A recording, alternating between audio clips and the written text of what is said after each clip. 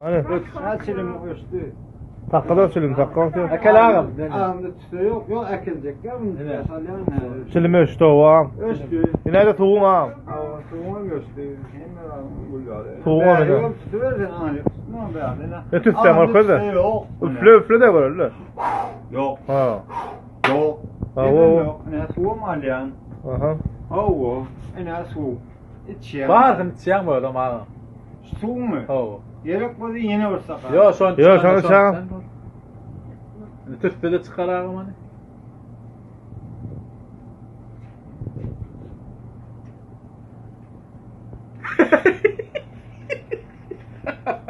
Mümkünçülük Aa, var. ezil, Yine yetik. vursak az varken çıkayım. Yine sık ya. Me de. Barbara çıkar. Hayda. Hayda. Ama arkın alıp gel. Uyuyor.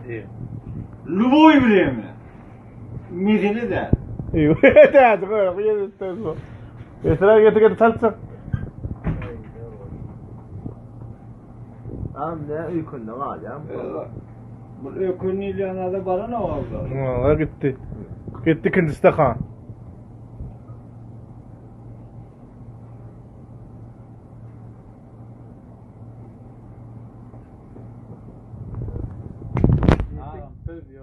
Yetik.